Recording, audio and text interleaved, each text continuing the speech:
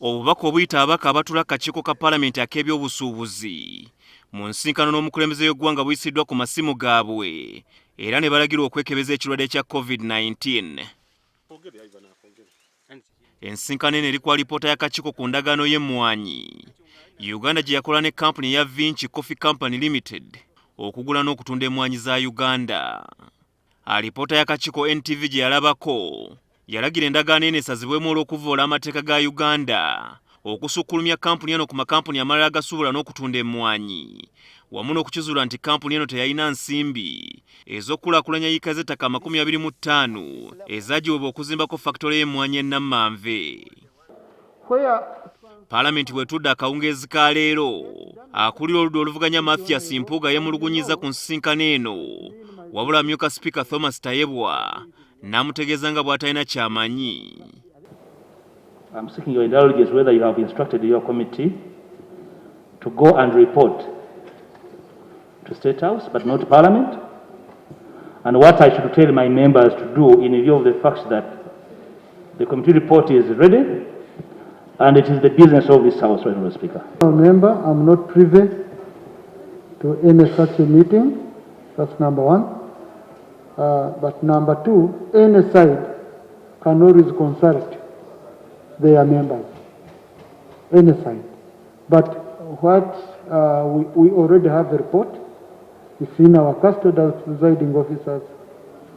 So really, I don't know what they are going to discuss and what they will present. That's an issue which really becomes difficult for me. There has been a practice where a report can be uploaded and it takes 2 or 3 weeks before seeking space on the order paper. Wouldn't it be procedure right, Honourable Speaker, to upload that report? Because it's a fact. Members of trade are down there doing COVID test. Abaka abatuula kakiiko k'ebyobusuubuzi naddala ku Ludda Oluvuganya beeweza obutagenda mu nsisinkano eno.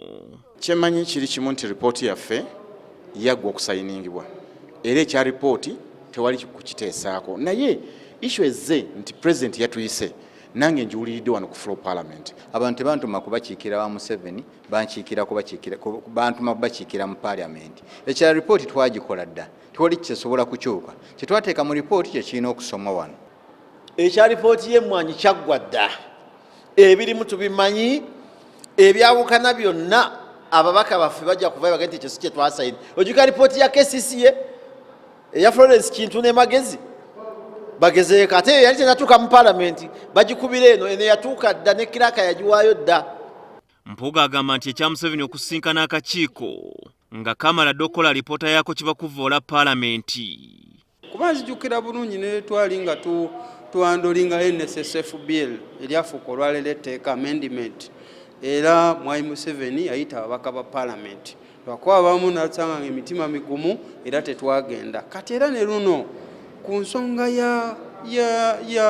ya lipooti ku mmwanyi era kizeemu kiyina obulabo obw'amaanyi ennyo okukkakkanya palamenti, okugezaako okugatta palamenti ne executive ate nga byanjawulo, n'okujja mu palamenti amannyo agakola nga yeetengeredde. Ekyo kyendabudde palamenti. Bagende banywe kacaayi, bagende beetonde bwetonzi bwe bamanyi nti bakola ensobi.